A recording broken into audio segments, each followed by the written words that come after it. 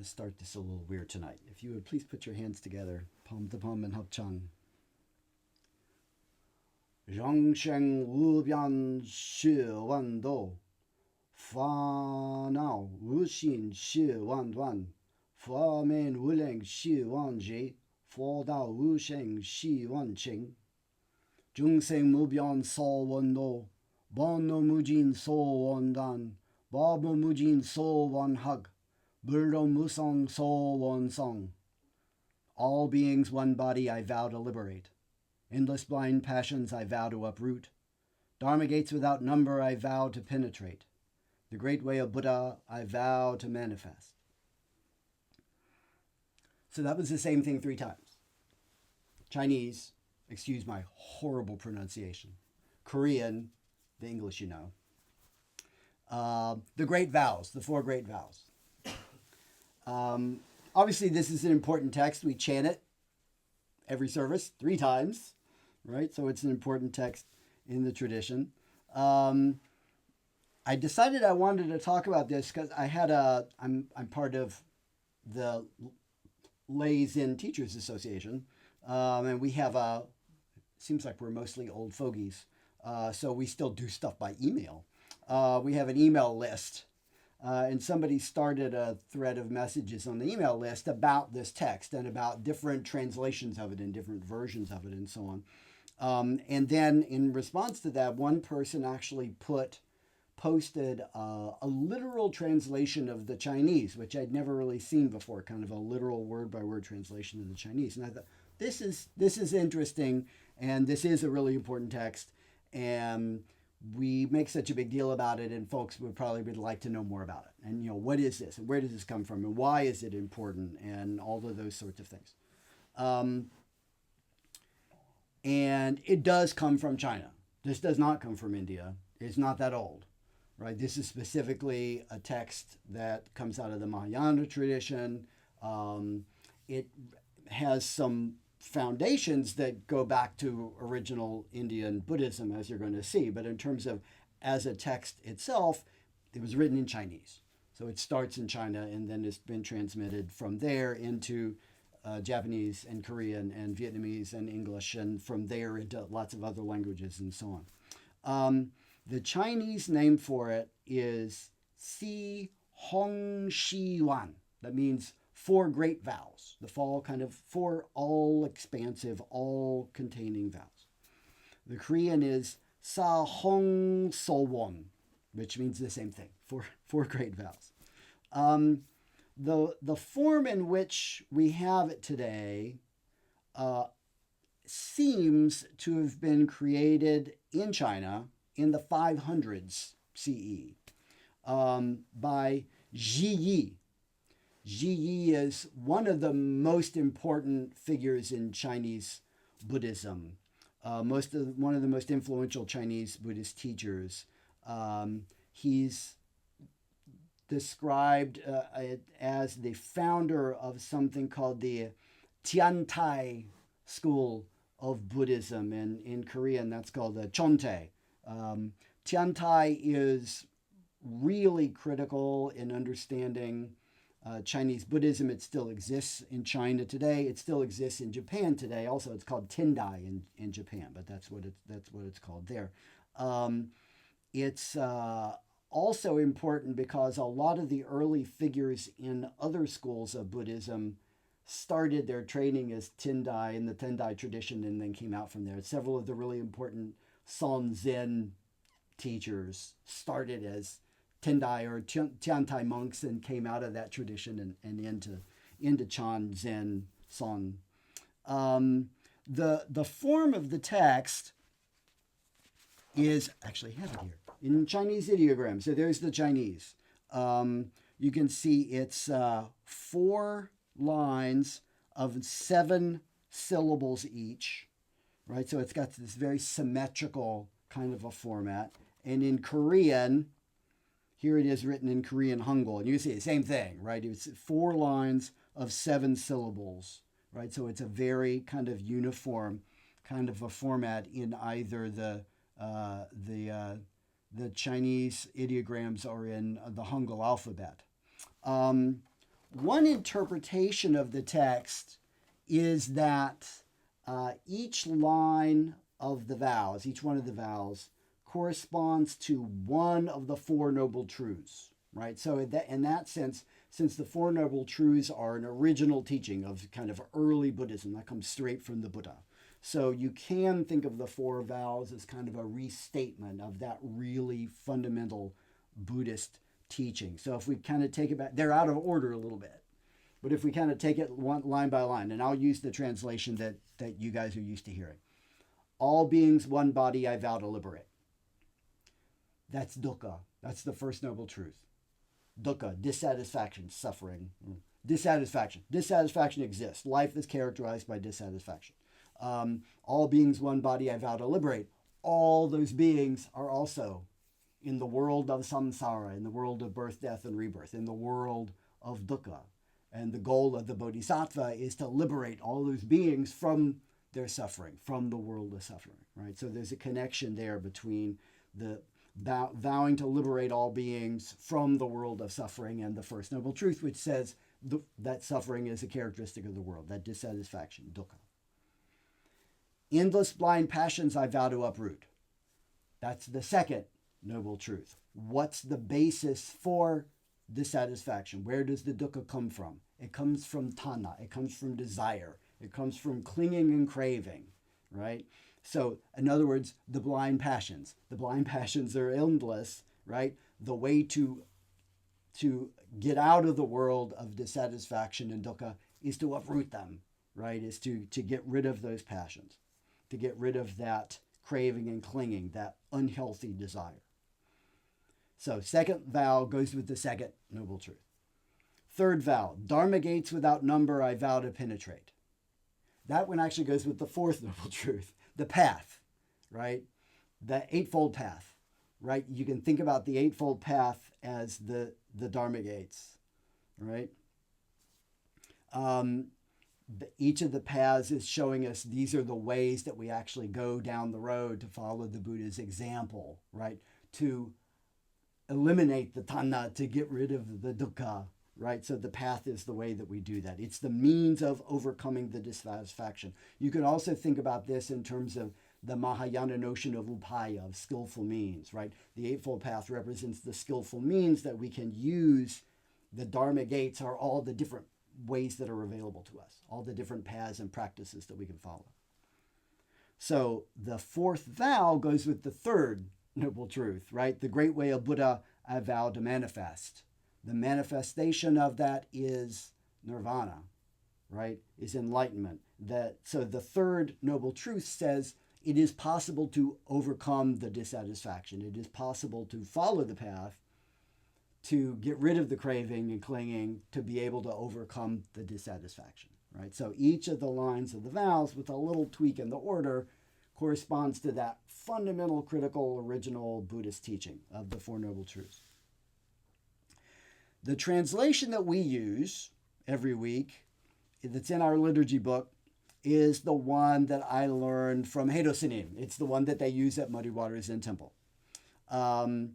It's based on the version that he learned from his first Buddhist teacher, which was Samu Sunim. Samu Sunim was the founder of what's called the Buddhist Society for Compassionate Wisdom. This is the lineage that the Still Point Zen Temple in Detroit, which was the first place that Heido Senim practiced before he was Heido Senim. And that's the lineage that they're in, and that tradition that comes down from Samu Sunim. The original version that he learned there, and this is actually the way I learned it originally when I started going to Muddy Water, ended in the word attain, right? It didn't say the great way of Buddha I vow to manifest. It said the great way of Buddha I vow to attain. And then later on, Heido Senim decided that he didn't like attain, and he didn't like the message that kind of went with the word attain, so he changed it to manifest. I like manifest better. I think the rhythm of it is better for chanting, for one thing. But I think the meaning of it is better too, right? The idea of attain means it's something I don't have that I'm going to try to get. Whereas manifest implies it's something that I've got I just need to bring it out. And I think that's better. I think that's a more reflective way to think about it and to phrase it. So I think that that's preferable. This is also the version that's in the service manual for the American European Parish, which we are affiliated with as part of the Tego order. But as you'll see in a minute here, it's not used uniformly across the parish, even though it's in the parish service manual. Because the person who created the parish service manual is also affiliated with Muddy Waters Zen Temple, so there's a little bias there, or continuity. That's where it comes from. So as I said, one of my colleagues on the Lay Zen Teachers Association email list provided a literal word-for-word translation from the Chinese. So let me give you that and talk about it for a minute. Now, I'm assuming that this is correct. I think the source is a valid one, so I'm assuming this is correct. So this is the literal meaning word for word. Many beings, no count, thou save. Anger, vexation, no end, thou cut. Dharma gates, no limit, thou learn. Buddha way, no above, thou attain. Now let's take that line by line. So many beings, so that's all beings, many beings, that part's about the same, right? No count. In other words, there's more than you could count. Unlimited, infinite, many beings.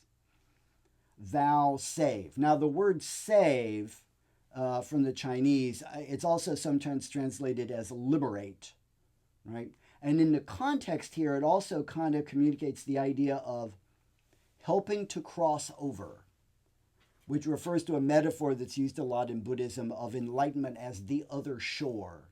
And the goal of the Bodhisattva is to help other beings cross over to the other shore. And that's a way of thinking about what enlightenment is.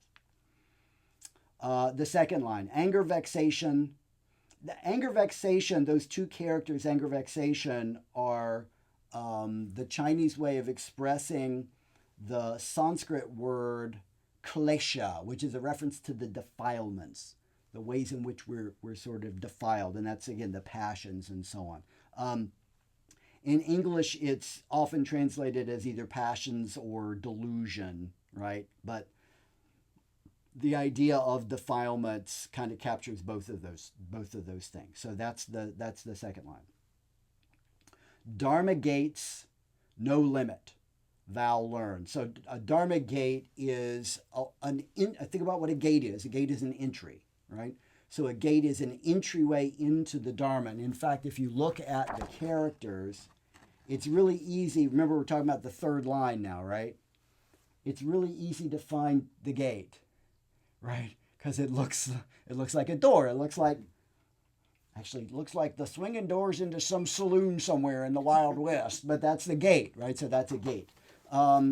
So the gate is the entryway, right? And there are many entryways. There are many paths, right?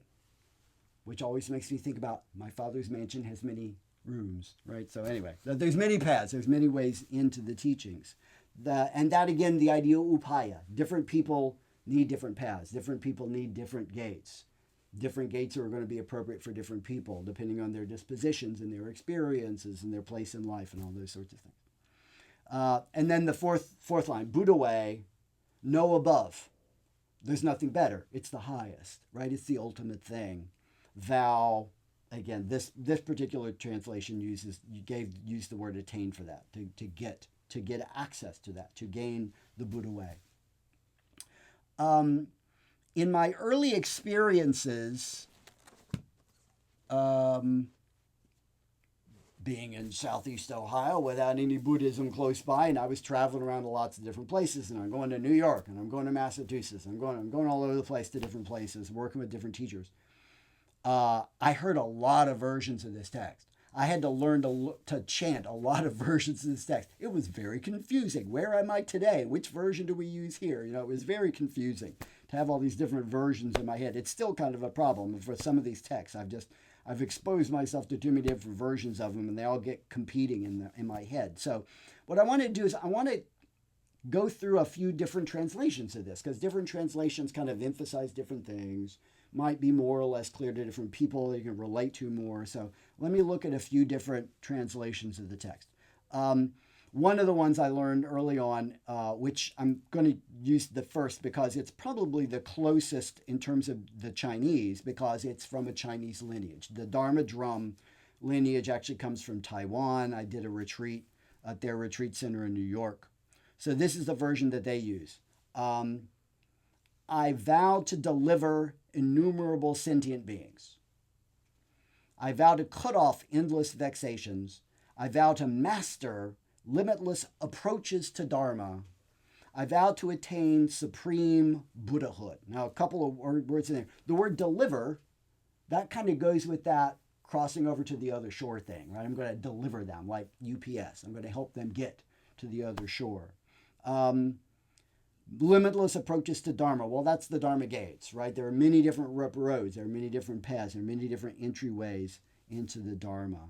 And then I vow to attain supreme Buddhahood, to become what the Buddha became. So the word deliver in that one I think is especially interesting.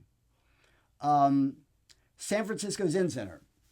This is a really commonly used version of the text because San Francisco Zen Center was very influential. And this is in the Japanese lineage, Japanese Soto lineage. Beings are numberless, I vow to save them. Delusions are inexhaustible, I vow to end them. Dharma gates are boundless, I vow to enter them. The Buddha's way is unsurpassable, I vow to become it. I think that part's interesting, to become the Buddha way. Not to become a Buddha, to become the Buddha way. That's an interesting way of expressing that one, right? So the idea of delusions, right? In the second line, he uses the word delusions. Delusions are inexhaustible. There's no limit to the delusions, and yet I vow to end them, right? Remember the previous one said, cut them off, right? I'm going to end them. I'm going to cut them off. Here's another translation. This one comes out of the Japanese tradition too. Lots of different places use this one. The Boundless Way Zen tradition up in New England uses this one. Great Vow out in Oregon uses this one. The Toledo Zen Center here in Ohio, this is the version that they use. Beings are numberless, I vow to free them. Free them from what? Free them from the world of samsara. Free them from their dissatisfaction, from their dukkha. Delusions are inexhaustible, I vow to end them. Dharma gates are boundless, I vow to enter them. So we're entering again, going through all the gates. The Buddha way is unsurpassable. I vow to embody it, right? To be, that's close to our word manifest, right? To embody something means to sort of make it real or to represent it in the world, right? So that, I think that's a version that kind of sounds like it's kind of close to the word manifest that our version of it uses. This one's from the Rochester Zen Center. I had to deal with this one at one point too when I was there. This one's also Japanese, but I think it's, other than the end of it, it's maybe, it feels closest to ours in some way. So this is the way theirs goes. All beings without number, I vow to liberate. So we're back to liberating again. This helping, giving them freedom from their dissatisfaction. Endless blind passions, I vow to uproot. So that's close. Dharma gates beyond measure, I vow to penetrate. To, again, like entering, going to penetrate the gates. The great way of Buddha, I vow to attain. So we're back to attaining again, right? So you can see the difference, just these different translations might give you a little different take on exactly what the intent is, or a different kind of emotional connection to them. Now, this one, the largest Korean lineage Buddhism San in America, in the West, is the Kwanum school. Kwanum school Buddhism started with Sangsan Sunim. It's kind of headquartered at the Providence Zen Center up in Rhode Island. And it's connected to, affiliated with the Jogya order, which is the biggest order in Korea. Taego's the second biggest order. They're the biggest order in Korea. So their version's interesting. It's got a couple of interesting word choices in it. Sentient beings are numberless. We vow, not I, we, right? So this one's expressed in the plural, which I also think is interesting. Sangha saying it together. We kind of gives it a different feeling to it. This is a collective endeavor. We're doing this as a group. We vow to save them all. Delusions are endless. We vow to cut through them all. The teachings are infinite. We vow to learn them all. Right? So we're gotten away from the Dharma gates, but that's what the teachings are. The Dharma gates are the teachings. The Buddha way is inconceivable. We vow to attain it. So that's a little different than inconceivable implies, all the other ones we've looked at is like the Buddha way is the highest thing. It's the superior thing. Inconceivable means it's like, it can't be understood. It's too great to be understood. So that gives a little different mood, a little different spin. Now, the last of these English translations I want to share with you does come from a temple that's associated with our Tego American European Parish, but it's a little different transmission of how it got to the United States. This is the version they use at Soshimsa, which is our temple that's up in one of our two temples that's in New Jersey. So this is the version that they use. And this one's interesting. However innumerable all beings are, I wish to help them. However inexhaustible the afflictions are, I wish to extinguish them. However unlimited the teachings are, I wish to learn them. However incomparable the Buddhist path is, I wish to attain it. So that one's interesting in the sense of using that word instead of vow or saying wish, which has a little different feel to it in terms of vow implies a kind of determination, right? We're never going to give up on this. Wish is more, I don't know, it just feels a little softer. It feels a little rounder to me, in terms of kind of the mood that implies. That's the main thing that's different with that one. The repetitive use of the however at the beginning is kind of interesting. It has a very different feel in terms of chant. I'm not sure what it would feel like to chant that one as opposed to just saying it in kind of regular speech. So one thing that people often connect in particular with these texts is, regardless of which translation you're talking about, if you think about any of them, they're impossible. If you try to think about it in a kind of realistic way, it's impossible. What the hell are we doing to ourselves? We're setting ourselves up for failure.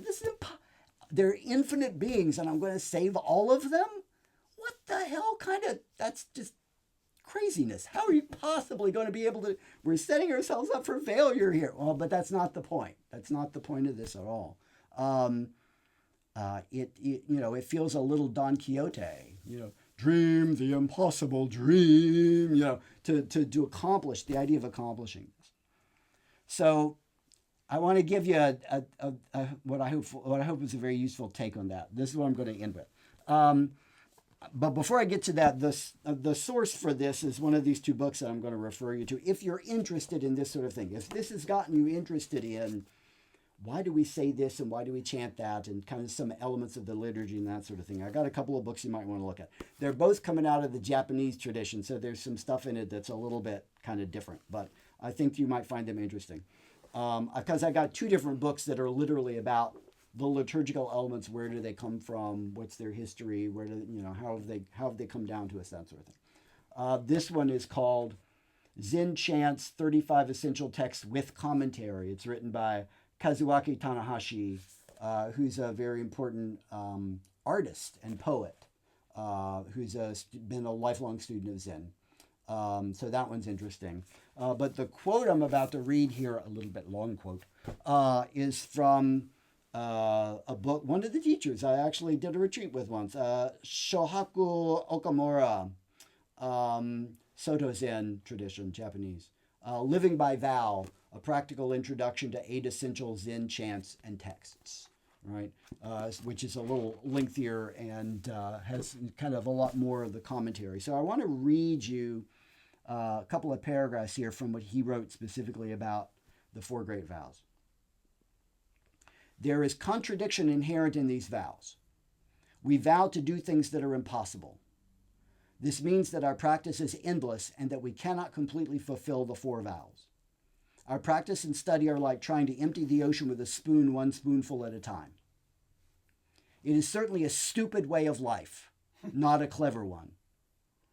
A clever person cannot be a bodhisattva. We are aiming at something eternal, infinite, and absolute. No matter how hard we practice, study, and help other people, there is no end to it all. When we compare our achievements with something infinite, absolute, and eternal, it's like nothing. When we vow, we feel we have a duty. Usually taking a vow is like making a promise. If we don't keep it, we feel bad or fear that we might be punished. But vow in Buddhism is not like that. It's not something we do with our intellect or shallow emotions. We vow toward the Buddha, toward something infinite and absolute.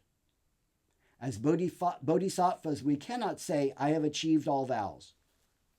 We cannot be proud of our achievements because in comparison with the infinite, anything we achieve is insignificant.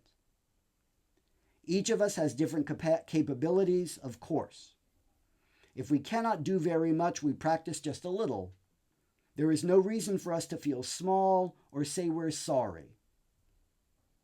We just try to be right here with this body and mind and move forward, one step or just half a step. This is our practice in a concrete sense. May you and all beings manifest enlightenment.